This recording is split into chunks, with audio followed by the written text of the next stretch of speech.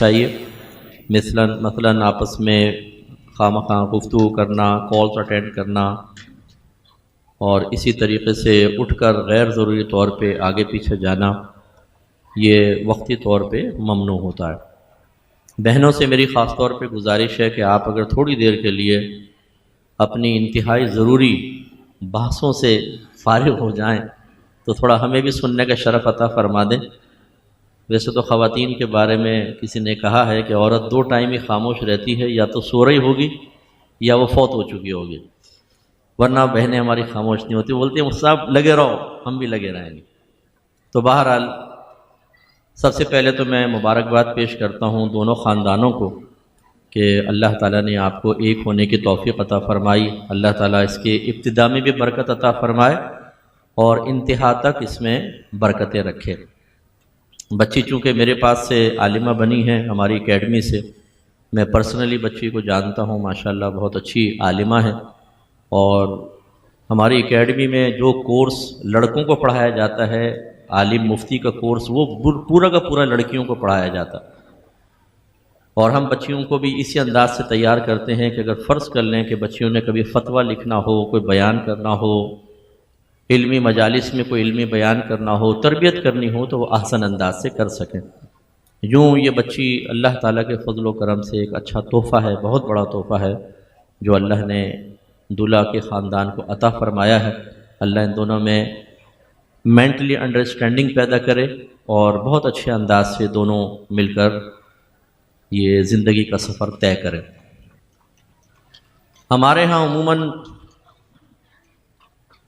شادی بیاہوں میں مختلف قسم کی رسومات ادا کی جاتی ہیں، جن میں سے بعض رسومات شریعت سے ٹکراتی ہیں، مذہب اسلام ان کو منع کرتا ہے، جیسے ڈھول تماشے اور پھر فائرنگ اور پٹاخے وغیرہ پھوڑنا، جس سے بعض اوقات تو جو اہل محلہ ہوتے ہیں وہ شدید اذیت محسوس کرتے ہیں اور شاید ان کے دلوں سے بددعائیں بھی نکلتی ہوں، بہت زیادہ پریشانی ہوتی ہے۔ میں چونکہ ایک تحریری کام کرنے، دماغی کام کرنے والا آدمی ہوں، ہمارے یہاں باہر بلڈنگ کے باہر بعض اوقات اچانک پٹاخے پھوٹتے ہیں تو اچھل جاتا ہے آدمی کرسی سے، اور پھر وہ سلسلہ رکتا نہیں ہے، 10 منٹ 15 منٹ لگاتار خطرناک قسم کے دھماکے ہوتے رہتے ہیں۔ تو یہ اس طریقے سے اور دیگر رسومات جن میں بے پردگی کے معاملات ہوتے ہیں یا خلاف شرع ہوتے ہیں،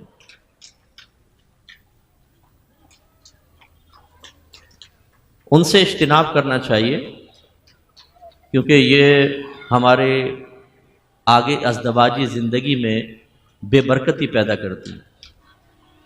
ہمارے بہت سارے افراد جو ہیں وہ شروع میں ان چیزوں کا خیال نہیں کرتے۔ خاص طور پہ میں بہنوں سے گزارش کروں گا وہ اس بات کو سمجھیں کہ بعض ہماری بہنیں کہتی ہیں بھئی شادی بیاہ ہم تو سارے ارمان پورے کریں گے۔ آپ ضرور ارمان پورے کریں، لیکن دائرۂ شریعت میں رہ کے کریں۔ ارمان پورے کرنے کا مطلب اللہ تعالیٰ کی ناشکری میں مبتلا ہونا نہیں ہے، اللہ تعالیٰ کے حبیب کے فرمان عالی شان کو معمولی سمجھ کے پس پشت پھینکنا نہیں ہے۔ جب کوئی ایسا کرتا ہے تو اللہ تعالیٰ اس کو بے برکتی دیتا ہے۔ اسی لیے ایسی شادیاں جن میں ابتداءً ہی اللہ کی نافرمانی والے معاملات ہوں، ان میں اکثر لڑائی جھگڑا، فتنہ فساد، ایک دوسرے کی قدر نہ کرنا، چچڑا پن، یہ سب چیزیں چلتی رہتی ہیں۔ اور پھر ہمارے مسلمان بڑے بھولے انداز سے کہتے ہیں مفتی صاحب پتہ نہیں کسی نے جادو کروا دیا ہے، پتہ نہیں گھر میں کیا ہو گیا۔ وہ جادو کسی نے نہیں کروایا، سب سے بڑے جادوگر ہم ہوتے ہیں۔ بے عملی کا جادو، اللہ تعالیٰ کے احکام سے ٹکرانے کا جادو، نبی کریم کے فرمان کو معمولی سمجھنے کا جادو، خوشی کے موقع پہ کوئی ذات شرع کو بھول جانے کا جادو، یہ بے برکتیاں پیدا کرتا۔ ہونا یہی چاہیے کہ آپ کہ ہاں بھی جب کوئی شادی ہو تو اچھی رسومات رکھیں اس میں۔ ہمارا مذہب رسم سے منع نہیں کرتا، یعنی دنیاوی رسوم بھی اگر شریعت سے ٹکراتی نہیں ہیں تو کوئی حرج نہیں ہے، مذہب منع نہیں کرتا، لیکن ضرورت اس بات کی ہے کہ پہلے اس کی گائیڈ لائن لے لی جائے کہ بھئی یہ ہم عمل کرنا چاہتے ہیں، صحیح ہے کہ نہیں، یا اگر صحیح ہے لیکن اس میں تھوڑی بہت خرابی ہے، کون سی خرابی اس کو ہم ہٹا دیں اور رسم کریں، مطلب مطلقاً منع نہیں ہے۔ اور اس طرح کا کوئی اجتماع بھی رکھ لیں، اس میں کسی عالم دین کا بیان ضرور رکھیں اس میں، اور نعت خوانی بھی ہونی چاہیے، چلیں نعت خوانی بھی آپ کریں کہ ہمارا ذوق ہوتا ہے، اس سے برکت پیدا ہوتی، اللہ کی رحمتوں کا نزول ہوگا انشاءاللہ، اور اس کے مثبت اثرات آئندہ زندگی میں ہم دیکھیں گے۔ یہ ایک نکاح کی محفل ہے، تھوڑا سا بس اسی پہ میں کلام کروں گا، اور مختصر ہی کروں گا انشاءاللہ، کیونکہ اس قسم کی تقریبات جو ہوتی ہیں اس میں انسان کسی اور موڈ سے آیا ہوتا ہے، پھر وہ جی اس میں بیان بعض اوقات تو کھانا قریب ہوتا ہے نا، تو پھر کہتے ہیں یار مفتی صاحب بند کریں، تو پھر جلدی سے کھانا نہ شروع ہو، لمبا ہو گیا بیان۔ تو میں انشاءاللہ ٹو دا پوائنٹ گزارش کروں گا، اس بات کو سمجھیں کہ نکاح جو ہے یہ ایک مرد کے لیے عورت اور عورت کے لیے اجنبی مرد کے حلال ہونے کا پروسیس ہے، کیونکہ اللہ تعالیٰ کا ارادہ ازلی یہی ہے کہ نسلیں قیامت تک چلتی رہیں، نبی کریم کے امتی پیدا ہوتے رہیں، اور مسلمان بڑھتے رہیں، اور اس کے لیے حلال طریقہ نکاح کا بیان فرمایا۔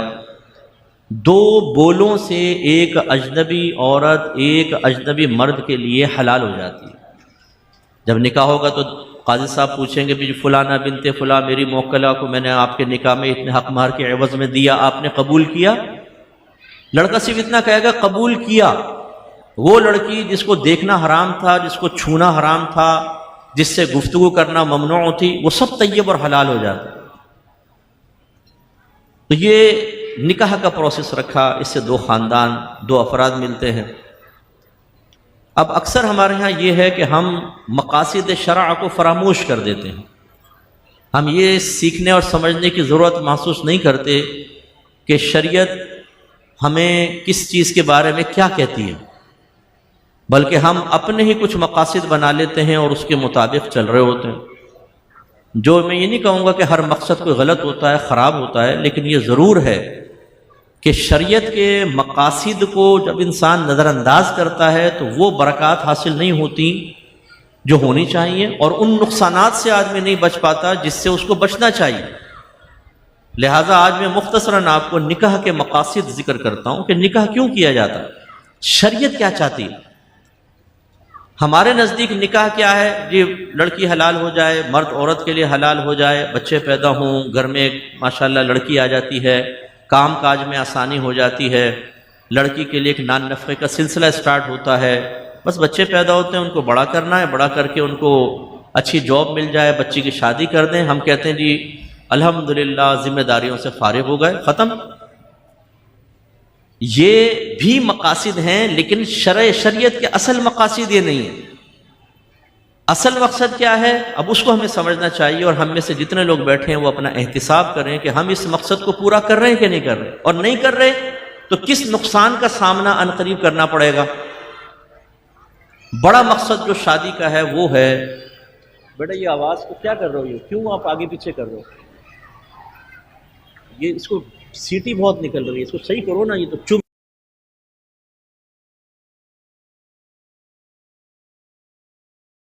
کو سمجھنے کے لیے آپ اس آیت پر غور کریں۔ اللہ تبارک و تعالی ارشاد فرماتا ہے یا ایھا الذین آمنوا قوا انفسکم واہلیکم نارا وقودھا الناس والحجارہ، اے ایمان والو اپنے آپ کو اور اپنے گھر والوں کو جہنم کی اس آگ سے بچاؤ جس کا ایندھن آدمی اور پتھر ہے۔ اپنے آپ کو جہنم کی آگ سے بچانا کس طرح ممکن ہوگا؟ علماء فرماتے ہیں کہ فرض علوم سیکھیں، علم دین انسان حاصل کرے، گناہ سے بچے، نیک اعمال کرے، وہ جہنم سے بچے گا۔ اور اپنے گھر والوں کو جہنم کی آگ سے بچانے کا طریقہ کیا ہے کہ اپنے گھر والوں کو علم دین سکھائے، انہیں نیکی کا حکم کرے، انہیں برائی سے روکے، اپنی بیوی اور بچوں کی صحیح تربیت کرے، تو وہ اپنے گھر والوں کو بھی جہنم کی آگ سے بچانے میں کامیاب ہوگا۔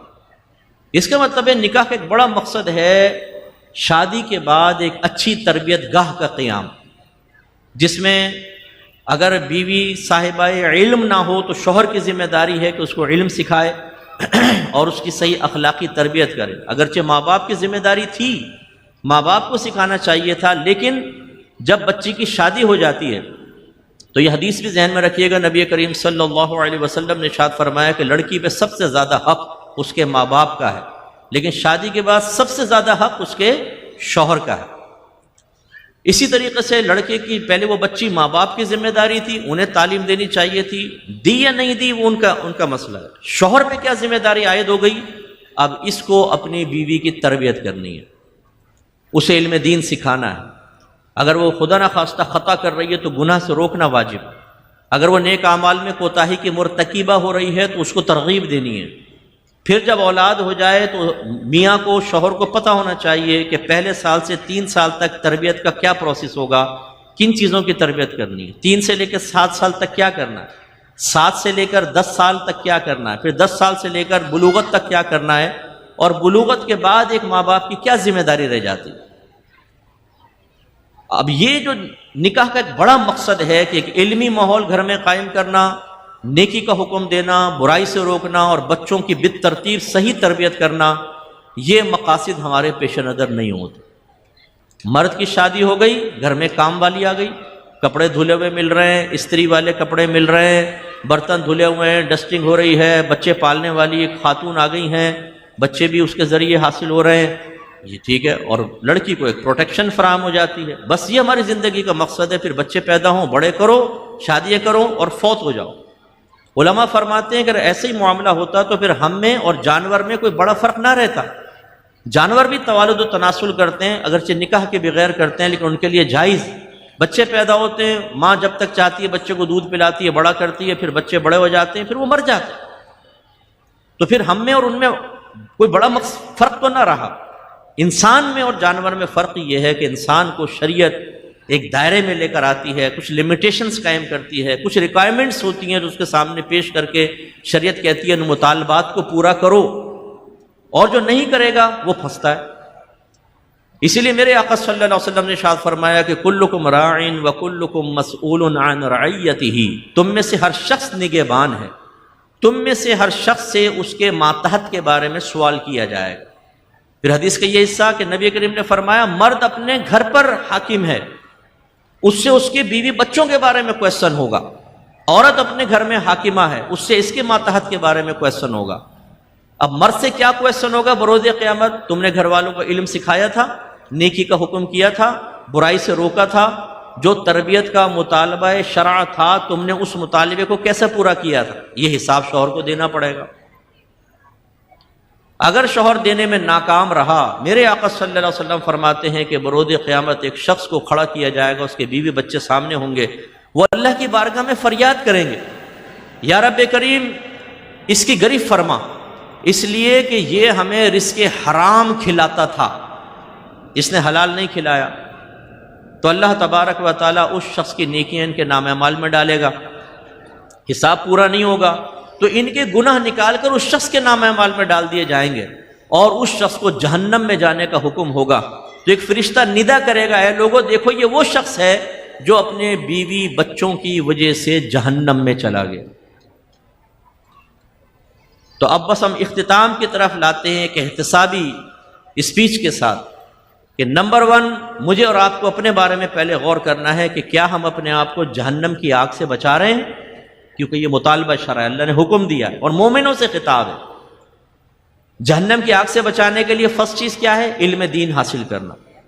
فرض علوم 3 چیزوں پر مشتمل ہے۔ نمبر 1 عقیدہ دلیل کے ساتھ جاننا، اور عقیدے سے مراد عقائد اسلام ہیں، اللہ کی ذات، صفات، نبی، رسول، نبوت، رسالت، آسمانی کتابیں، جنت، دوزخ، جن، فرشتے، تقدیر، آخرت، ان کی معرفت حاصل ہونی چاہیے کہ اگر آپ کا بچہ آپ سے پوچھتا ہے کہ ابا جان تقدیر کیا ہوتی ہے، آپ بالکل شرعی جواب دیں۔ یہ نہیں کہ بیٹا میرے خیال ایسی ہوتی ہے، آپ کا ہمارا خیال نہیں چلے گا، ہم وقت کے امام اعظم ابو حنیفہ نہیں ہے بھائی، شریعت کیا کہتی ہے بتائیے۔ ہم امام اعظم ابو حنیفہ رضی اللہ تعالیٰ عنہ کے مقلد ہیں، اور تقلید شخصی واجب ہے، ایک امام کی پیروی واجب ہے۔ بچہ آپ سے کویسچن کرتا ہے ابو کیوں ہم حنفی بنے، کیوں ہم قرآن و حدیث سے ڈائریکٹ مسئلے نہیں لیتے، کیوں ہم امام اعظم کی پیروی کرتے ہیں، تقلید کیا ہوتی ہے، تقلید شخصی واجب کیوں ہے؟ والد کو معلوم ہونا چاہیے، وہ جواب دے۔ جنوں کے بارے میں کون سا صحیح عقیدہ ہمارے ذہن میں ہونا چاہیے، فرشتوں کے بارے میں۔ اسی طرح کون سی تقدیر ایسی ہے کہ اگر نبی بھی اس کے خلاف دعا کرنے لگے تو اللہ تبارک و تعالیٰ اس نبی کو دعا سے روک دیتا ہے کہ یہ تقدیر نہیں بدلے گی، آپ اس کے حق میں دعا اس طرح دعا نہ کریں۔ اور کون سی تقدیر ایسی ہے جو تدبیر سے یا دعا سے بدل جاتی ہے، یہ ساری معلومات ہونی چاہیے۔ ایسے ہمارے نبی کریم صلی اللہ علیہ وسلم کے بارے میں ہمارے ذہن میں کیا عقائد ہونے چاہیے؟ اگر آپ کا تعلق اہل سنت سے ہے تو ہمارا یہ ضروریات اہل سنت میں سے مسئلہ ہے ضروریات، اور اس کو میں عقیدہ اسلامیہ بھی کہوں تو بیجا نہیں ہے کہ نبی کریم کو علم غیب حاصل ہے۔ یہ ہمارا عقیدہ ہے کہ نبی کریم علم غیب، ہر نبی علم غیب جانتا ہے، لیکن والد کو پتہ ہونا چاہیے کہ جب بچہ پوچھے کہ ابو غیب کہتے کس کو ہیں، نبی کریم کے لیے علم غیب کیسے ثابت ہوگا؟ کون سے وہ 8 اور 10 عقیدے ہیں کہ جو نبی کریم کے علم غیب کے بارے میں ایک مسلمان کے ذہن میں ہونے چاہیے، جن میں سے ذرا اوپر نیچے کریں گے تو ہم کافر ہو جائیں گے، یہ بدعتی ہو جائیں گے۔ اور بڑی معذرت کے ساتھ میں یہ جملے کہتا ہوں کیونکہ میرا 32 سالہ تجربہ ہے تبلیغ دین کا، کہ اگر ایک مسلمان سے یہ کہا جائے نا، کرسچن آ کر کہے کہ یار ذرا اپنے خدا کا تعارف تو پیش کرو، تمہارا خدا کیا، ذرا ایسا تعارف پیش کرو 2-3 جملوں میں کہ پورا احاطہ ہو جائے، تو ہم اللہ کا انٹروڈکشن بھی پیش نہیں کر سکتے صحیح طریقے، سوچ میں پڑ جائیں گے کیا کہوں اللہ کے بارے میں، کیا کہوں۔ اگر آپ کہیں جی وہ ہمارا خالق ہے، مالک ہے، یہ تو آپ صفات بیان کر رہے ہیں، یہ تعارف ذات نہیں ہے۔ یہ بالکل ایسا ہے جیسے کوئی کہے بھئی یہ حضرت کون ہے، میں کہوں جی یہ حافظ قرآن ہے۔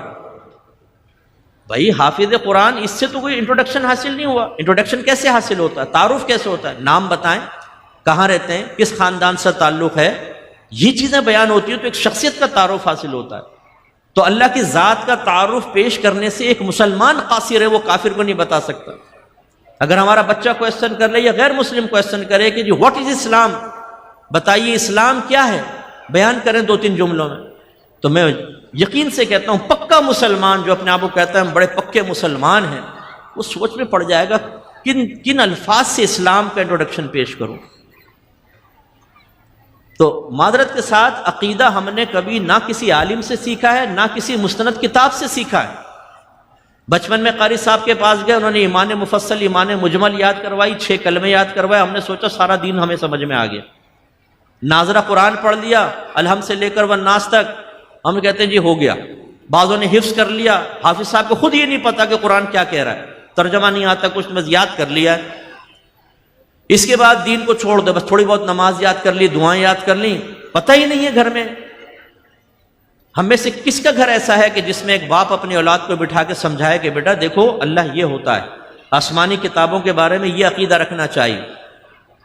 ہم کہتے ہیں قرآن تمام آسمانی کتابوں سے افضل ہے، حالانکہ پچھلی آسمانی کتابیں بھی اللہ کا کلام اور قرآن بھی اللہ کا کلام، اور اللہ کے کلام میں افضل تو ہو سکتا ہے، مفضول کی گنجائش نہیں ہے۔ جب ہم کسی کو کہتے ہیں یہ افضل ہیں تو کیا مطلب دوسرا اس سے کم درجے کا، میں کہوں بھی یہ مجھ سے افضل ہیں تو کیا مطلب ہوگا یہ اعلیٰ ہے میں ادنا ہوں، تو اللہ کے کلام میں اعلیٰ ادنا تو نہیں ہوتا، اعلیٰ ہی ہوتا ہے، ادنا تو ہو ہی نہیں سکتا۔ کیا مطلب ہے کہ قرآن تمام کتابوں سے افضل ہے؟ اس مفہوم کو ہم نے جانا ہے۔ ہم امام صاحب کے پاس بیٹھے ہوتے ہیں، امام صاحب دعائیں مانگتے ہیں عربک میں، ہم آمین آمین کہہ رہے ہوتے ہیں، بچہ ہمارے پوچھے ابو جان کیا کہہ رہے ہیں امام صاحب؟ بیٹا کچھ پتہ نہیں، تیرے ابا کو آج تک پتہ نہیں چلا، بول آمین۔ اور بچہ اگر کہتے ابو یہی بتا دیں آمین کا مطلب کیا ہے، ہم کہیں گے بیٹا یہ بھی نہیں پتا، بولو آمین۔ بس یہ ہمارا حال ہے کہ ہم مسلمان ہیں لیکن اپنے مذہب اسلام کا دفاع نہیں کر سکتے، ہم مسلمان ہیں لیکن اپنے بنیادی عقائد کی تشریح نہیں کر سکتے، ہم مسلمان ہیں لیکن اپنا عقیدہ نپے تلے الفاظ میں کسی کو سکھا نہیں سکتے، اپنے بچوں کو سمجھا نہیں سکتے۔ تو عقیدہ یہ سب سے پہلی چیز ہے جو فرض علوم میں شامل ہے۔ دوسرا احکام شرعیہ عملیہ، یعنی ان احکام کا علم حاصل کرنا جس کا تعلق عمل سے ہوتا۔ اس میں سب سے پہلے عبادات، نماز، روزہ، حج، زکوٰۃ، قربانی، صدقہ فطر۔ پھر نماز میں جب آتے ہیں تو اس کی شرائط پر آئیں، اس میں سب سے پہلی طہارت میں پھر وضو، غسل، تیمم، حیض، نفاس، نجاستوں کی پہچان، پانی کی پہچان، مختلف چیزیں پاک کرنا معلوم ہے، ہمیں سیکھا ہے ہم نے۔ ہمیں تو شاید ہی کوئی ایسا بیٹھا ہوگا جس نے نماز کسی عالم دین سے سیکھی ہو یا کتاب پڑھ کے سیکھی ہو۔ ہم مسجد میں داخل ہوتے ہیں، ہمارے بچے آتے ہیں، ایک یوں تکبیر لگا رہا ہے، ایک پاؤں کو دیکھ کے تکبیر لگا رہا ہے، ایک کے ہاتھ یوں ہیں، ایک کے ہاتھ یوں ہیں، ایک کے ہاتھ آسمان کی طرف ہیں، ایک ڈائریکٹ ہاتھ بند کر رہا ہے، ایک چھوڑ کر بند کر رہا ہے، ایک یوں کر کے بند کر رہا ہے۔ بچہ کہتا ہے یہ پتہ نہیں کیا کر رہا ہے، یہ کون کون ہے، یہ کیا ہو رہا ہے؟ وضو خانے پر بیٹھتا ہے، پانی ہاتھ دھو لیے، یہ کیوں کر رہے ہیں؟ ہم نے یہ دیکھ دیکھ کے جو نمازیں سیکھی اور وضو سیکھے نا، ان میں ہزارہ غلطیاں ہوتی ہیں معذرت کے ساتھ۔ 45 سال سے نمازیں پڑھنے والے نمازیوں سے جب میں نے نماز پوچھی اور سنی ہے تو وہ تک غلط۔ بے پرواہی کا عالم یہ ہے۔ بچیوں کو حیض و نفاس کے مسائل نہیں پتہ، بچیاں کس سے پوچھتی ہیں؟ امی سے، بڑی باجی سے، کزن سے، اور انہیں خود کبھی شرعی مسئلے ہی نہیں پتہ صحیح طریقے سے کہ حیض و نفاس کے صحیح مسائل کیا ہیں۔ جب بچہ پیدا ہوتا ہے تو جو بلیڈنگ ہوتی ہے اس کو نفاس کہتے ہیں۔ 40 دن تک لگاتار ہو تو عورت ناپاک ہوتی ہے، لیکن شرعی مسئلہ یہ اگر ایک ہفتے کے اندر بلیڈنگ بند ہو گئی، واجب ہے کہ غسل کر کے نمازیں سٹارٹ کرے، ختم نفاس۔ اور ہمارے گھر کی بڑی بوڑھیاں کہتی ہیں 40 دن تک عورت ناپاک ہوتی ہے، نماز نہیں پڑھے گی۔ یعنی اگر ایک ہفتے کے اندر وہ پاک ہو گئی ہے بچی، غسل کر کے نماز پڑھنا فرض تھا، یہ 40 دن تک نمازیں قضا کرواتی ہیں۔ اور ایک نماز قضا کرنا گناہ کبیرہ، اور نبی کریم فرماتے ہیں جو جان بوجھ کر نماز قضا کرے گا اس کا نام جہنم کے دروازے پہ لکھ دیا جاتا ہے۔ اور کروا کون رہی ہیں؟ گھر کی وہ بڑی بوڑھیاں جنہوں نے خود کبھی حیض و نفاس کے مسئلے نہیں سیکھے۔ اور کیوں نہیں سیکھے؟ کہ شوہر کو یہ شعور حاصل نہیں تھا کہ مجھے سیکھ کر اس کو سکھانا چاہیے یا کوئی وسیلہ بنانا چاہیے۔ اسی طرح کپڑے پاک کرنا، سارے پاک ناپاک اتار کے بہنوں کے حوالے کر دیتے ہیں، وہ واشنگ مشین میں ڈال کر پانی ڈالا، گھما دیا۔ پہلے اتنی سی جگہ ناپاک تھی، گھومے گا ایک تار میں ناپاکی گھس گئے، سارے کپڑے ناپاک۔ وہ گھما گھمو کے باہر نکالتی ہیں، پھر ٹب میں پانی ڈالا، یہ کپڑا اٹھا کے ناپاک جیسے ٹب کے پانی میں ڈالیں گی وہ ناپاک۔ ایک سے صابن نکالا اس کو پھینک دیا، پھر پانی لیا، اس کپڑے ناپاک پڑے، پھر اس پانی میں ڈالیں گے، پھر ناپاک۔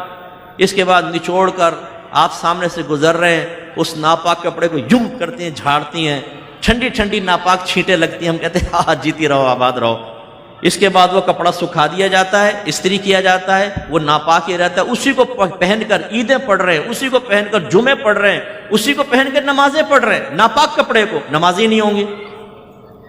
یہ جتنی تشریف فرمائے ہماری بہنیں خود دیانت دارانہ سوچیں، ان میں سے کتنوں کو کپڑے کے پاک کرنے کا شرعی طریقہ معلوم؟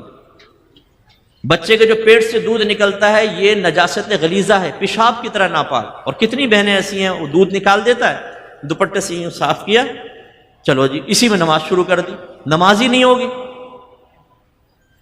تو یہ شرعی احکام سیکھنے ہوتے ہیں۔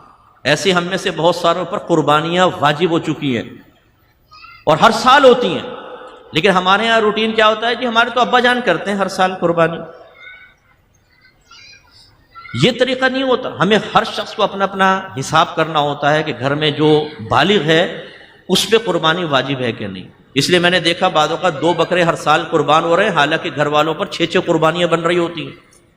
ایسی زکوٰۃ سالہ سال سے بن رہی ہے خواتین پر، معلوم ہی نہیں، یعنی 16 سال سے زکوٰتیں بن رہی ہیں اور ان کو پتہ ہی نہیں ہے۔ پھر جب ہم جیسا آدمی کوئی مسئلہ بیان کرتا ہے تو جو بولے وہی کنڈا کھولے، مفتی صاحب ہمیں تو پتہ ہی نہیں تھا، اب ذرا حساب کر کے بتائیے گا، 20 سال سے زکوٰتیں نہیں دی۔ اب مفتی صاحب بیٹھ جائیں قلم کاپی لے کے 20 سال پہلے سونے کا ریٹ، چاندی کا ریٹ، ان کو حساب پورا 20 سال کا بنا کر وہ ہم دیں۔ جب شوہر کوتاہی کرتا ہے تو پھر ہم جیسے لوگ جو بولنے والے وہ پھنستے ہیں بیچارے۔ شوہر بھی کہتا ہے مفتی صاحب شعور بیدار کیا ہے تو بھگتے ہیں، کریں کام۔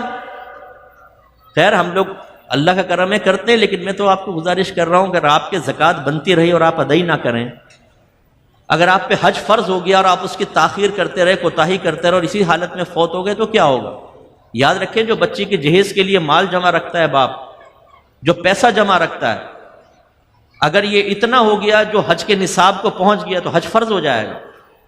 اگر آپ نے مکان بنانے کے لیے پیسہ جمع کر کے رکھا ہوا ہے آپ پر حج فرض ہو جائے گا۔ لیکن بہت سے لوگ پیسہ جمع کر رہے ہیں، مکان بنانا ہے، پیسہ جمع کر رہے ہیں بچے کی شادی کر، حج فرض ہو گیا، پتہ ہی نہیں، شادی کر دی، مکان بنا لیا، اس کے بعد کہتے ہیں اب تو پیسے نہیں ہوئے کہ ہم حج کر لیں اور فوت ہو جاتے ہیں۔ حالانکہ نبی کریم نے فرمایا کہ جس پہ حج فرض ہو جائے پھر وہ حج نہ کرے قدرت کے باوجود، تو وہ چاہے یہودی ہو کر مرے چاہے عیسائی ہو کے مرے، یعنی شدید ناراضگی۔ اس کے بعد پھر اسی میں احکام شرعیہ عملیہ میں معاملات ہیں۔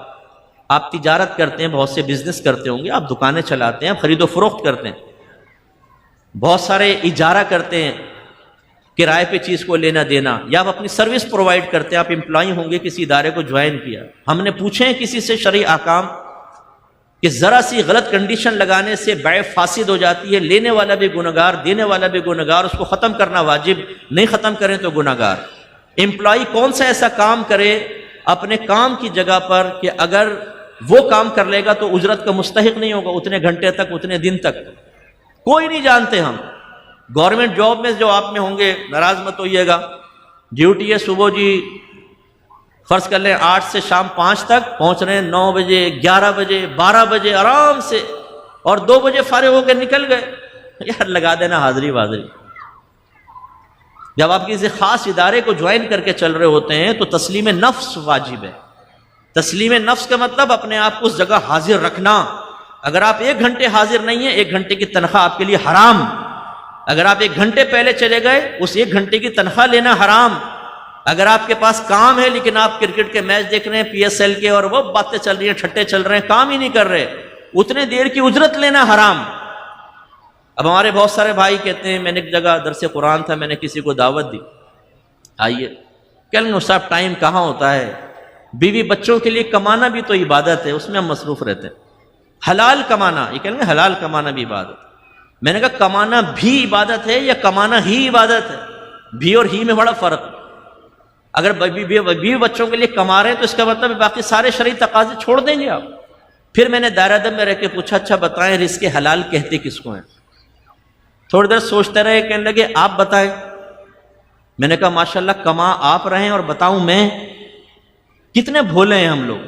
آپ میں سے بہت کم کو رزق حلال کی تعریف پتہ ہوگی، رزق حرام کی تعریف پتہ ہوگی، بہت ہی کم ہوں گے، اس لیے کہ ہم سیکھتے نہیں ہیں۔ ہم نے کبھی شریعت کو اہمیت نہیں دی۔ مطالبہ شرع کیا ہے ہم نے کبھی سوچنے کی زحمت گوارا نہیں کی۔ دیکھی جائے گی یار، جیسے زندگی گزر رہی گزرنے دو، ابھی بھی یہ بیان ختم ہوگا آپس میں کہیں گے یار ایسی، یار یہ ملاؤں کی باتیں چھوڑو یار، ٹینشن نہ لو زیادہ، بوٹی دینا ذرا، ران نکالنا، دبا کے رانے کھائیں گے اور یہ اور ڈکارے لیے اور نکل گئے صاحب۔ چھوڑو جی کیا بیان، خواہ ٹینشن نہ لو، اللہ بڑا رحیم و کریم ہے۔ جب کوئی آپ سے کہے نا اللہ رحیم و کریم ہے، تو جواب میں آپ کہا کریں کہ وہ قہار و جبار بھی ہے، بڑا بے نیاز ہے۔ شیطان نے لاکھوں برس عبادت کی تھی، ایک خطا ہوئی اللہ نے ایمان ہی چھین لیا، جہنم میں پھینک دیا۔ آپ اور میری تو کوئی اوقات ہی نہیں ہے، ہمیں ڈرنا چاہیے اللہ سے۔ اسی طریقے سے یہ شادی بیاہ کے معاملات، یہ بھی معاملات میں ہی آتا ہے، اس کا بھی علم سیکھنا چاہیے۔ شوہر کو پتہ ہونا چاہیے نان نفقہ کسے کہتے ہیں اور مجھے کیسے ادا کرنا۔ نان نفقے کا اطلاق 3 چیزوں پر ہوتا ہے، رہائش، کھانا پینا، لباس۔ کیا اس کی لمیٹیشن ہے؟ کتنا کھانا، کون سا لباس، رہائش کا کیا شرعی تصور ہے، یہ سب پتہ ہونا چاہیے۔ اسی طریقے سے شوہر کو معلوم ہونا چاہیے میرا حق کیا ہے بیوی پر اور مجھ پہ بیوی کے فرائض کیا ہیں۔ ایسی بیوی کو پتہ ہونا چاہیے کہ حقوق اور فرائض کیا ہیں۔ اب یہ بھی میں آپ کو دیکھیں جو باتیں کہہ رہا ہوں خدا نخواستہ حقیر سمجھ کے نہیں کہہ رہا ہوں، صرف شعور کی بیداری مقصود ہے۔ شوہر کہہ رہا ہوتا ہے یہ میرا حق ہے، بیوی کہہ رہی ہوتی ہے یہ میرا حق ہے، لیکن لفظ حق کی شرعی تعریف پوچھ لیں کہ کہتے کس کو ہیں، ذرا بتاؤ حق ہے کیا؟ آپ میں سے بولتے ہیں نا بھی ماں باپ کا یہ حق ہے، حق کسے کہتے ہیں بتائیں؟ میں بتاتا ہوں آپ، حق اس ذمہ داری کا نام ہے جو اللہ تبارک و تعالیٰ ایک ذات کے لیے دوسری ذات پر لازم کرتا ہے، وہ حق ہے۔ اگر اللہ نے اپنی ذات کے لیے ہم پہ کچھ لازم کیا اس کو کہتے ہیں حق اللہ، اللہ کا حق۔ اور اگر ایک بندے کے لیے اللہ نے کوئی ذمہ داری دوسرے بندے پر ڈالی ہے، وہ ذمہ داری اس شخص کا حق کہلاتی ہے۔ جیسے ماں باپ کی ذمہ داری اولاد پر ہے تو ماں باپ کا حق، بیوی کی ایک ذمہ داری ہے تو بیوی کا حق، شوہر کی کوئی ذمہ داری بیوی پر ہے تو وہ شوہر کا حق۔ اس کا مطلب ہے حق کو تو آپ تبھی پہچان سکتے ہیں جب آپ نے شریعت جانی ہو۔ ہمارے جو گھروں میں اکثر لڑائیاں ختم نہیں ہوتی، ساس بہو لڑ رہی ہیں، نندے لڑ رہی ہیں، شوہر بیوی میں پھڈا ہو رہا ہے، اور کس کی جنگ ہے؟ حقوق کی۔ لڑکی مطالبہ کر رہی ہے مجھے میرا حق دو، شوہر کہتا ہے میرا حق، ساس کہتی ہے میرا حق، سسر کہتا ہے میرا حق، دولہا کی بہنیں کہتی ہیں میرا حق۔ ارے بھائی پہلے حق جب آپ کہہ رہے ہیں تو ثابت کریں کہ اللہ تبارک و تعالیٰ نے جس کو آپ حق کہہ رہے ہیں آپ کے لیے یہ ذمہ داری دوسرے پہ لازم کی ہے، تبھی تو حق بنے گا۔ ورنہ تو اگر میں کہوں میرا حق ہے آپ سب پر 500 روپے نکالو، سب کے سب 500 روپے نکالو، میں ایک عالم دین ہوں، میرا حق ہے۔ اب حق کہہ رہا ہوں تو کیا مطلب کہ اللہ نے آپ پر لازم کیا ہے کہ مجھے 500 روپے دیں، یہ میں دعویٰ کر رہا ہوں۔ آپ پوچھیں گے نا مفتی صاحب کہاں سے ثابت ہو گیا یہ حق؟ آپ بولیں گے یار یہ مولوی بڑا تیز ہے، اپنے مطلب کی باتیں انہوں نے بڑی یاد رکھی ہوئی ہیں، 500 روپے کہاں سے ثابت ہے بتاؤ؟ قرآن سے، حدیث سے، بولیں گے نہیں بولیں گے؟ لیکن جب شوہر حقوق کا مطالبہ کر رہا ہوتا ہے تو وہ یہ اپنے آپ سے سوال نہیں کرتا کہ یہ قرآن و حدیث سے کہاں سے ثابت ہے۔ بیوی مطالبہ حق کر رہی ہوتی ہے، وہ نہیں سوچتی کہاں سے ثابت ہے۔ ایک ساس اپنے بیٹے کو کہہ رہی ہوتی ہے بیٹا دیکھو یہ میرا حق ہے اپنی بہو سے یہ کام کرواؤ، وہ ساس ثابت تو کرے کہ قرآن و حدیث سے یہ حق ثابت۔ نو، ہم نے اپنے حقوق خود بنا لیے ہیں، قرآن و حدیث تو بہت پیچھے چلا گیا۔ اور یہ ہمیشہ میرا ایک جملہ یاد رکھیے گا، جب تک آپ اللہ تعالیٰ رسول کی تعلیمات کو درمیان میں نہیں لائیں گے کبھی گھر کے جھگڑے ختم نہیں ہوں گے۔ اس لیے کہ ہم نے دیکھا ہے کہ ساس سب سے بڑی عقل مند، بہو سب سے بڑی عقل مند، شوہر بھی عقل میں وہ اعلیٰ درجے پہ فائز۔ جب سارے کے سارے اتنے بڑے بڑے فلاسفر ایک جگہ جمع ہو جائیں تو کون اب سرنڈر کرے گا؟ کون دوسرے کو کہے گا تم ٹھیک ہو میں غلط؟ نہ، ہر ایک اپنی جگہ صحیح ہونا ہی کیا چاہیے۔ میرا ان کا جھگڑا ہو گیا، ان کا ایک موقف ہے، ایک میرا ذہن ہے، ہم دونوں اس کو قرآن و حدیث پر پیش کریں اور کہیں قرآن آپ کی تائید کرتا ہے یا میری، آپ کو صحیح کہتا ہے یا مجھے، آپ کو غلط کہتا ہے یا مجھے۔ جس کو صحیح کہے گا وہ اوپر ہوگا، جس کو قرآن حدیث غلط کہیں گے اس کو اپنی غلطی ایکسیپٹ کرنی چاہیے، سرنڈر کرنا چاہیے اور دوسرے سے معافی مانگنی چاہیے۔ یہ اگر ہمارے گھروں کے اندر ہو جھگڑے ختم۔ لیکن ہمارے جھگڑے سال ہر سال چلتے رہتے، میاں بیوی روٹھ کے لیدہ بیٹھے ہوئے ہیں، ساسوں نے بددعائیں دینا شروع کر دی ہیں، بہویں ساسوں کے خلاف ڈرامے دیکھ دیکھ کر ہتھیار تیار کیے بیٹھی ہیں۔ یہ کیوں جھگڑے ختم نہیں ہوتے؟ شریعت ہے ہی نہیں درمیان میں۔ میں گزارش کرتا ہوں خدا را اپنے گھروں کے دروازے شریعت کے لیے کھول دیجئے ورنہ تباہی ہے۔ اسی طرح جو ابھی میں نے بچوں کی تربیت کو آپ کو کہا، ابھی تو میں شوہر پہ آ جاتا ہوں، بس یہ ختم کر رہا ہوں۔ اس کے بعد طلاق کے مسائل، یہ میاں بیوی دونوں کو معلوم ہونے چاہیے۔ طلاق کے دو طرح کے الفاظ ہوتے ہیں، ایک تو وہ تو جو بالکل طلاق کے لیے ہیں، جیسے لفظ طلاق، انہیں لفظ صریح کہتے ہیں، واضح۔ اور بعض الفاظ ایسے ہوتے ہیں جو کنایا کہلاتے ہیں، واضح نہیں ہوتے لیکن ان سے طلاق ہو جاتی ہے۔ یہ کنڈیشنل طلاق ہوتی ہے، فوراً آپ فیصلہ نہیں کر لیجیے گا طلاق ہو گئی، کسی عالم سے پوچھیے گا، لیکن میں صرف سمجھا رہا ہوں آپ، دفع ہو جا، نکل جا، بوریا بستر گول کر، نیکا دیکھ، دوسرا شوہر ڈھونڈ لے، میں نے تجھے آزاد کیا، اس سے بھی طلاقیں ہوتی ہیں، یاد رکھیں۔ لیکن کنڈیشنل، یعنی مخصوص صورتوں میں۔ وہ مخصوص صورتیں بیان کروں گا تو بہت ٹائم لگے گا، لیکن سوچ یہ دینا مقصود ہے۔ کبھی آپ کا زوجہ کے ساتھ جھگڑا ہوا ہو، میری اگر کوئی سسٹر سن رہی ہیں وہ سوچیں کہ ان کا شوہر کے ساتھ جھگڑا ہوا اور شوہر نے یہ الفاظ کہے تھے، ہو سکتا ہے آپ کی طلاق ہو چکی ہو۔ طلاق صریح سے فوراً نکاح نہیں ٹوٹتا، عدت میں قائم رہتا ہے 3 حیض تک۔ اگر شوہر رجوع کر لے بغیر نکاح کے بھی ساتھ رہ سکتے ہیں، طلاق ہو گئی لیکن نکاح بغیر نکاح کے ساتھ رہ سکتے ہیں۔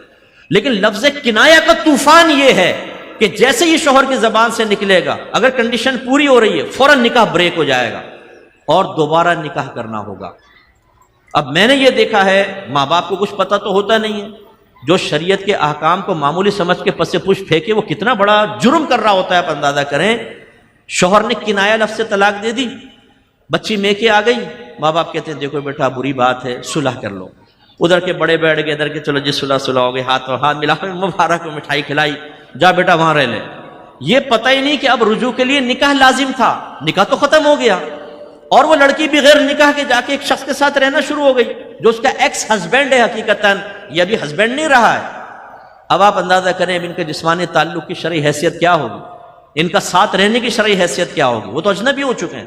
جو میں شروع میں آپ کو بتایا، 2 لفظوں سے عورت حلال ہوتی ہے، قبول کیا، ایسے ہی 2 لفظوں سے حرام بھی ہوتی ہے۔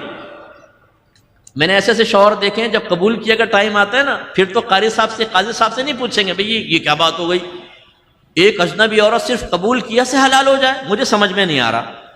لیکن جب طلاق کا معاملہ ہوتا ہے نا تو کہتے ہیں بھی مجھے سمجھ میں نہیں آ رہا، ایک لفظ سے بیوی حرام ہو جائے، نہ ایسا نہیں ہو سکتا۔ ارے بھائی جب مل رہی تھی تو قبول کر لیا، جب نہیں مل رہی تو تم شرعی احکام ہی قبول نہیں کر رہے۔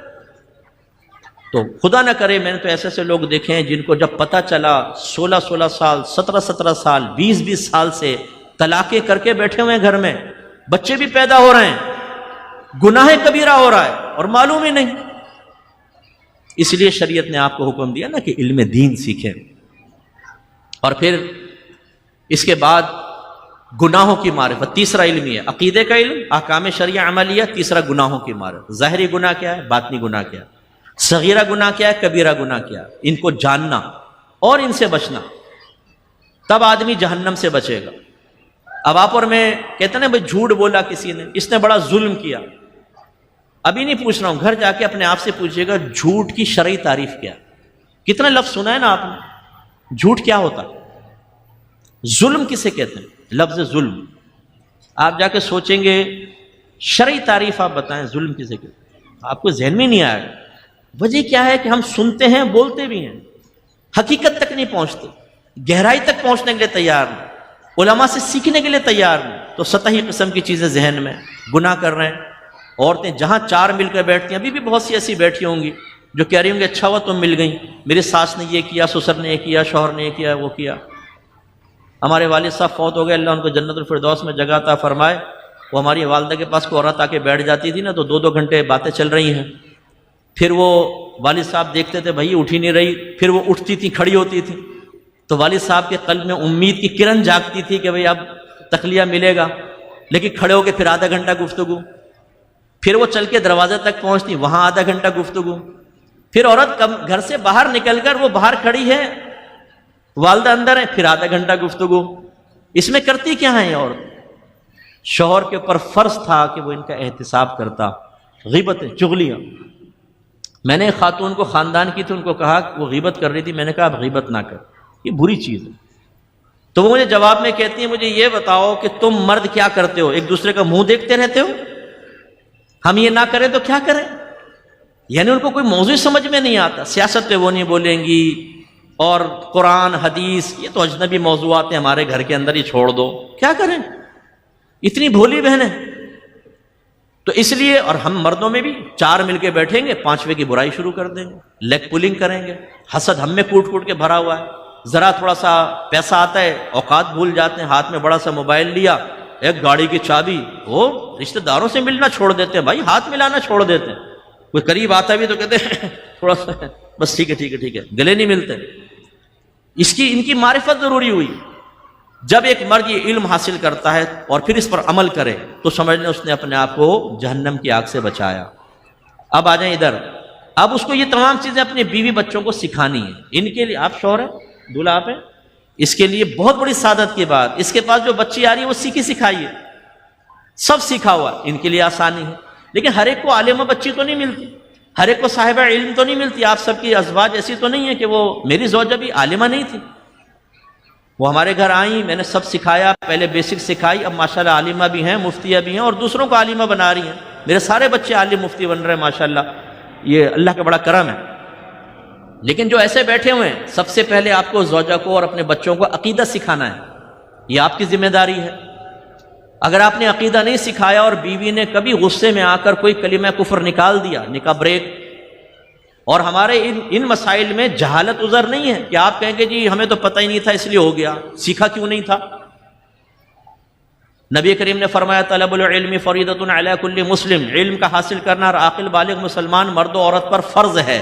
اللہ تعالیٰ فرما رہا ہے فاسألوا اہل الذکر ان کنتم لا تعلمون، اگر تم نہیں جانتے اہل علم سے سوال کرو۔ دنیا کا اگر چند ٹکے کمانے ہوں تو ہم 50 سے مشورہ کر لیتے ہیں، تھوڑا سا فائدہ حاصل کرنا ہو 10 آدمیوں کے پاس جا کر ان سے مشاورت کرتے ہیں، لیکن دین کا معاملہ اتنا ناقص۔ اب فرض کر لیں عورت کی زبان سے کلمہ کفر نکلا اور شوہر کو پتہ ہی نہیں، نکاح ختم، اس کے بعد وہی وہ مرتدہ ہو گئی۔ بعض اوقات ایسا ہوتا ہے کہ بڑے صریح کفر ہوتے ہیں، اس کے بعد نکاح ختم ہو گیا، تجدید ایمان، تجدید نکاح کرنا لازم، لیکن پتہ ہی نہیں۔ ہم میں سے بہت سارے ایسے ہوں گے جس کو تجدید ایمان کا نہیں پتہ کیسے کرنا ہے، تجدید نکاح کیسے ہوتا ہے معلوم ہی نہیں۔ تو اب بیوی کو عقیدہ سکھانا، اس طرح احکام شرعیہ عملیہ، حیض کے مسائل، نفاس کے، کپڑے پاک کرنا، نماز، روزہ، حج، پھر اگر وہ کوئی پیسے کا لین دین کا معاملہ کر رہی ہے تو یہ مسائل سکھانا۔ اس کے بعد گناہوں کی معرفت، یہ شوہر کی ذمہ داری ہے۔ اگر آپ خود نہیں سکھا سکتے تو ایسے ادارے کو جوائن کروانا، آن لائن ایسی ٹیوشنز پرووائڈ کرنا، یا ایسی معلمہ کا انتظام کرنا کہ وہ سب چیزیں سکھائے، یہ آپ پر فرض ہے۔ نہیں سکھائیں گے کلکم راعٍ وکلکم مسئول عن رعیتہ، تم میں سے ہر شخص نگہبان ہے، تم میں سے ہر شخص بروز قیامت اس کے گھر والوں کے بارے میں سوال ہوگا۔ اس کے بعد جب آپ کے بچہ پیدا ہو تو میں اس کی تمیز بیان کر چکا ہوں، آپ کو پتہ ہونا چاہیے پہلے سال سے 3 سال تک کن امور پہ توجہ کرنی، 3 سے 7 سال تک کن امور پہ توجہ کرنی۔ آپ کے نبی کہہ رہے ہیں، میں نہیں کہہ رہا ہوں، سرکار فرماتے ہیں بچہ 7 برس کا ہو جائے اس کو نماز کا حکم دو، 10 برس کا ہو جائے مار کر نماز پڑھاؤ۔ رحمت للعالمین فرما رہے ہیں مار کر نماز پڑھاؤ۔ کہاں رحمت للعالمین، کہاں مار کر نماز پڑھاؤ۔ اور ابھی بچہ بالغ نہیں ہوا، 10 سال کا بچہ بالغ نہیں ہوتا، لڑکا تو بالغ نہیں ہوتا، بچی ہو سکتی ہے، لڑکا نہیں ہو سکتا، لیکن آپ کے نبی پہلے سے کہ پہلی تربیت کر لو، جب بالغ ہوگا بچہ تو پھر وہ نمازی بنے گا، پرہیزگار بنے گا، پہلے علم سیکھا ہوگا، نماز کامل ادا کرے گا۔ تو ہمیں پتہ ہونا چاہیے کہ تربیت کیسے کرنی ہے بچوں کی۔ اچھا بعض ایسے والدین ملے، مفتی صاحب اپنے طور پہ تو بہت تربیت کی ہم نے، بچہ بگڑ گیا۔ اب میں کہتا ہوں آپ نے تربیت کی، لیکن خدا را کبھی آپ نے یہ سوچا کہ جو میں تربیت کر رہا ہوں شریعت بھی اس تربیت کو تربیت مان رہی ہے کہ نہیں مان رہی؟ آپ ایک آفس جوائن کر لیں، آپ کو ایک کام دیا آفس ورک، آپ اس طرح نہیں کرتے جیسے آفس کی ڈیمانڈ ہے، ٹیڑھا میڑھا غلط سلط کر کے رکھ دیتے ہیں۔ اب آپ کا باس کا یہ کیا تم نے، یہ تمہاری ریکوائرمنٹ ہی نہیں تھی، اور آپ جواب میں کہیں بھائی جتنا آتا تھا اتنا کر لیا۔ اللہ تعالیٰ معاف فرمانے والا، لائیے salary with bonus with over time, وہ رکھے گا آپ کو جاب پر؟ نہیں۔ اس کا مطلب ہے کہ آپ کو ان کی مرضی کے مطابق کام کرنا پڑے گا، اپنی مرضی نہیں چلے گی۔ ایسے ہی اپنے بچوں کی تربیت کے معاملے میں آپ کو اس تربیت کو اختیار کرنا ہوگا جس کو شریعت تربیت کہتی ہے، آپ کی تربیت نہیں چلے گی۔ ورنہ تربیت تو معذرت کے ساتھ ایسے لوگ مجھے ملے ہیں جو اپنے بچوں کی تربیت گندی کر رہے ہوتے ہیں، ایسے شوہر ملے جو بیوی سے کہتے ہیں پردہ نہیں کرے گی، میرے دوستوں کے سامنے آ کر بیٹھے گی۔ باپ اولاد کو کہہ رہا ہوتا ہے جھوٹ بولو تبھی سودا بکتا ہے، بیٹا بزنس ایسی چلتا ہے، حرام کماؤ، آج حلال میں گزارا نہیں ہوتا، یہ ملاؤں کی باتوں پہ نہ چلو گے تو تیرے پاس سائیکل بھی نہیں ہوگی، تیرے باپ کے پاس دیکھ لینڈ کروزر کیسے آئی۔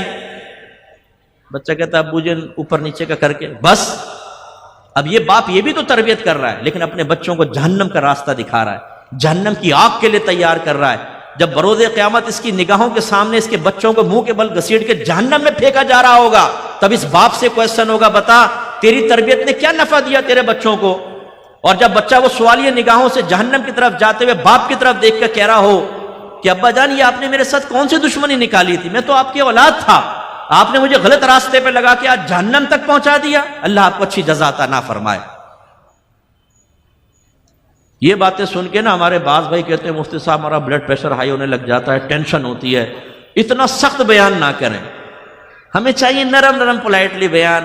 ہم چرسے پئیں، سگریٹ پئیں، گالیاں بکیں، بیویوں کو ماریں، ان کی بے عزتی کریں، حرام کمائیں، وراثتیں دبا کے بیٹھے، قرضے دبا کے بیٹھے، امانتیں دبا کے بیٹھے، لیکن ہمیں کہا جائے آپ سب کون ہیں؟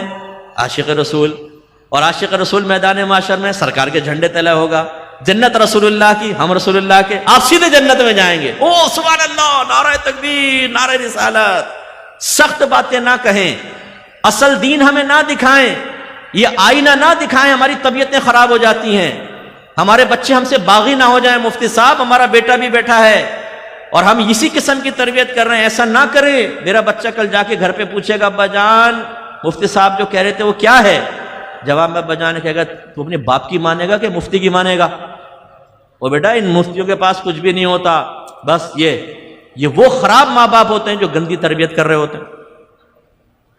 تو اب یہ شوہر کی ذمہ داری اولاد کو عقیدہ سکھائے، بیوی کو احکام شرعیہ عملیہ بیوی کو سکھائے، اولاد کو گناہوں کی معرفت بیوی کو سکھائے، اولاد کو۔ اب احتساب کر لیں کہ ہم میں سے کس نے یہ ڈیوٹی پوری کی ہے اور کس نے نہیں۔ میں نہیں کہتا ہوں، آپ کے نبی کہتے ہیں، اس احتساب کے لیے تیار رہیے۔ کلکم راعٍ وکلکم مسئول عن رعیتہ۔ جتنے آپ نے مزے لیے نا، چائے بن کر آ رہی ہے، پلاؤ کھا رہے ہیں، بیوی کباب لے کر آ رہی ہے، ڈسٹنگ ہوئی ہے، کپڑے استری والے مل رہے ہیں، ان مزوں کا جواب دینا بڑا مشکل ہے میدان معاشر میں۔ اور بس آخری بات کہ تربیت بیوی کی کرنی ہو بچوں کی، دو چیزوں سے ہوگی، ایک علم سکھا کر، دوسرا اپنے آپ کو رول ماڈل بنا کر۔ یہ اچھی طرح یاد رکھیں، ایک باپ نمازی نہ ہو اور بچوں سے کہے بیٹا نماز پڑھو، چرس کے سٹے لگائے، یہ سگریٹ پیے، بیٹا پینا نہیں کینسر ہو جاتا، بچہ چھوڑے گا سگریٹ؟ ہم اپنے نفسانی خواہشات ہی چھوڑنا نہیں چاہتے، ہم بدنگاہی بھی چاہتے ہیں، گندی باتیں کرنا بھی چاہتے ہیں، حرام کمانا بھی چاہتے ہیں، اور اس کے بعد ہم چاہتے ہیں ہماری اولاد تربیت یافتہ ہو. نہیں، رول ماڈل بننا ہوتا ہے. میرے آقا صلی اللہ علیہ وسلم نے زبان سے تبلیغ فرمائی تو عمل سے بھی فرمائی، دونوں چیزیں اختیار کرنی ہوتی ہیں. ماں باپ کو اپنے نفسانی خواہشات قربان کرنی پڑتی ہیں، ہزاروں مفادات دنیاویہ چھوڑنے پڑتے ہیں شریعت پہ چلنے کے لیے، تب ایک ماں باپ اچھے رول ماڈل بنتے ہیں. اور بچے آبزرویشن کے ذریعے ماں باپ سے جو چیز سیکھتے ہیں، پھر ان کی ازدواجی زندگی اچھی بنتی ہے اور باہر جا کے وہ اچھے فرد بنتے ہیں. اب آپ نے تھوڑا میرے بیان سے غور کیا ہوگا کہ یار نکاح کرنا بڑا مشکل کام ہے اور اس کے تقاضے نبھانا بڑا مشکل کام ہے، بہت مشکل کام. ہم تو بڑے آرام سے نکاح کر کے بیٹھے ہوئے ہیں. احتساب آخرت میں ہوگا، آپ کے نبی فرما رہے ہیں. اس لیے میں سب سے گزارش کرتا ہوں، گھبرائیں نہیں. جو کچھ ہوا وہ چونکہ ہمارے اوپر سے تربیت بعض اوقات نہیں ہوتی ہے، ہمارے گھروں میں ماحول نہیں ہوتا، اس لیے ایسا ہوا. گھبرائیں نہیں، ہمت کیجیے. سب سے پہلے علم دین سیکھنے کی طرف آئیں. آپ کوئی قریبی علماء آپ کے موجود ہیں اہل سنت کے، ان سے رابطہ کریں، علم سیکھیں. کوئی اور نہیں ملتا، سولجر بازار میں میری اکیڈمی ہے، آپ وہاں پر آئیں. آن لائن پڑھنا چاہتے ہیں آپ پڑھیں. اسی طرح اپنے گھر والوں کو آن لائن پڑھوا لیں. میں معلمہ کا انتظام کر دوں گا، عالمہ آپ کے بچوں کو پڑھائے گی. پورا فرض علوم آپ کو آپ کے گھر والوں کو سکھا دی گی. جو ذمہ داری آپ کی تھی وہ پوری ہو جائے گی. اور آپ خود بھی علم دین سیکھیں. اس کے بعد اپنے گھر کے ماحول کو تھوڑا چینج کریں، شریعت کے مطابق بنائیں، کیونکہ آپ سے کویسچن ہوگا. اب یہ ہو سکتا ہے کہ آپ خود نماز نہ پڑھتے ہوں. ہم میں سے ایسے بہت سارے بیٹھے ہو جنہوں نے کئی مہینے گزر گئے فجر کی نماز ہی نہیں پڑھی، وہ پڑے ہوئے سو رہے ہیں. اور بعض اوقات میں نے دیکھا ہے مرد جا رہا ہے نماز پڑھنے تو بیوی پڑی خراٹے لے رہی ہے. یہ نہیں کہ اٹھائے، اٹھو بھائی نماز پڑھو. جوان بیٹا پڑا ہوا خراٹے لے رہا، اٹھاؤ اس کو، پورے گھر کو اٹھاؤ نماز کے لیے. لیکن ہمیں پتہ ہے کہ ہم نے تربیت ہی ایسی کی ہے کہ اگر بیٹے کو اٹھائیں گے تو غسلی نگاہوں سے دیکھے گا اور وہ کہے گا جاؤ جا کے خود ہی پڑھ لو نماز. یا ماں جائے گی تو اماں سونے دو، رات کے 4 بجے ہی تو دوستوں سے باتیں کر کے آیا ہوں، ابھی تو سویا تھا تم نے اٹھا دیا. تو ماں باپ ڈرتے ہیں اپنے بچوں کو اٹھاتے ہوئے. انہیں پتہ ہے کہ یہ تربیت تو کی نہیں ہوتی، انہیں بچوں کو دین تو سکھایا نہیں ہوتا، تو پھر وہ خوف زدہ ہوتے ہیں. ان سب کا وبال ہے مرد کے اوپر. تو اپنے بچوں کو دین سکھائیں، زوجہ کو سکھائیں، خود بھی آپ سیکھیں. ہم حاضر ہیں رات دن الحمدللہ. ہماری اکیڈمی میں علم دین سکھایا جا رہا ہے، عالمات بن رہی ہیں، مفتیات بن رہے ہیں. کبھی آپ میرے سنڈے میں آئے، ہماری ایک سنڈے کورس ہوتا ہے، 8 سالہ کورس ہے، عالم مفتی کورس. اونلی 3 آورس کی کلاس، 2 سے 5، اور اس میں دینی طالب علم کا داخلہ منع ہے. صرف engineer, doctor, professor, bankers, job کرنے والے، بزنس مین، ہاؤس وائفس آئیں گے. آپ میری کلاس آ کر دیکھیں، ماشاءاللہ بہت بڑی کلاس ہے. 5واں سال ہے اس وقت. پھر 4تھے سال کی ایک اور کلاس، تیسرا، دوسرا، پہلا. نیکسٹ ایئر 6ٹھی کلاس بن جائے گی 6. اس طرح 8 کلاسیں ہوں گی 8 سال کی. کیسے پڑھ رہے ہیں وہ؟ ہمارا ٹیچنگ میتھڈ بہت اچھا ہے، ورنہ کوئی کسی کے پاس ایسا ٹائم ضائع نہیں کرتا. اور سنڈے ویسی چھٹی کا دن ہوتا ہے، اس کے باوجود آ کر 5واں سال ختم ہونے والا ہے، لگاتار پڑھ رہے ہیں اور ماشاءاللہ بہت اچھا پڑھ رہے ہیں. آپ کے پاس کون سا عذر باقی رہ جاتا ہے کہ جی مفتی صاحب ایسے دور میں پیدا ہوئے تھے، بڑی قسم پرسی کا عالم تھا، ہم پڑھ نہیں سکے. نہیں، یہ عذر نہیں چلیں گے. آپ ہی کے دور میں رہتے ہوئے بہت سارے لوگوں نے داڑیاں رکھی ہیں، بہت سارے نمازی ہیں، رزق حلال کما رہے ہیں، دین سیکھ رہے ہیں. تو آپ آئیے اکیڈمی کو جوائن کریں. اس کے علاوہ ایک آخری بات، بس میری کتاب ہے قرب الہی، وہ یہاں ہے نہیں ورنہ میں آپ کو دکھا بھی دیتا. یہ میں نے لکھی ہے ایسے مسلمان کے لیے جو اللہ کے قریب آنا چاہتا ہے لیکن اس کو ترتیب نہیں پتہ ہوتی کہ پہلے مجھے کیا کرنا ہے، سیکنڈ سٹیپ کیا ہے، تھرڈ کیا ہے، فورتھ کیا ہے. یہ جدید دور کے حساب سے میں نے کتاب لکھی ہے. آپ اس کو پڑھیں، اسٹیپ وائز آپ کو سمجھ میں آئے گا. پہلا قدم یہ اٹھانا ہے، دوسرا یہ، تیسرا یہ، چوتھا یہ، 5واں. 13 کمال اس میں لکھے ہیں. ہر کمال آپ کو حاصل کرنا ہے. اس راہ میں کیا رکاوٹیں آئیں گی وہ اس کی نشاندہی، ان رکاوٹوں کو عبور کیسے کرنا ہے اس کی نشاندہی. گناہوں کی معرفت آپ کو حاصل ہوگی. اس میں وظیفے بھی آپ کو بہت سارے ملیں گے جو اللہ کے نبی سے منقول ہیں. تصوف کی بہت ساری بزرگوں نے کتابیں لکھی جو یقیناً میری کتاب سے افضل ہیں اور بزرگ مجھ سے افضل ہیں، لیکن وہ قدیم دور کے حساب سے تھے. اس زمانے میں وقت میں برکت تھی، لوگوں کے پاس وقت تھا بہت زیادہ، ٹائم بہت ہوتا تھا. اب یہ دور جدید ہو گیا.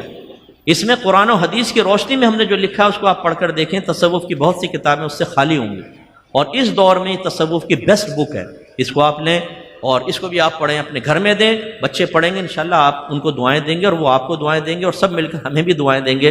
وآخر دعوانا ان الحمدللہ رب العالمین. میری کوئی بات، کوئی جملہ آپ کوئی دل آزاری کا سبب بنا ہو تو واللہ مقصود یہ نہیں تھا، لیکن پھر بھی میں آپ سے معذرت چاہتا ہوں۔ لیکن آج رات بستر پہ لیٹ کے تھوڑا سا ہماری اسپیچ پہ غور کر لیجئے گا، اگر آپ کو پازیٹیو وے میں کوئی چیز نظر آتی ہے اس کو اختیار کریں، آپ اختیار کریں گے آپ کی آخرت بہتر بنے گی، آپ کے گھر الحمدللہ جنت کے راستے پہ چلے گا، نہیں کریں گے ہمارا کوئی نقصان نہیں ہے۔ وآخر دعوانا ان الحمدللہ رب العالمین۔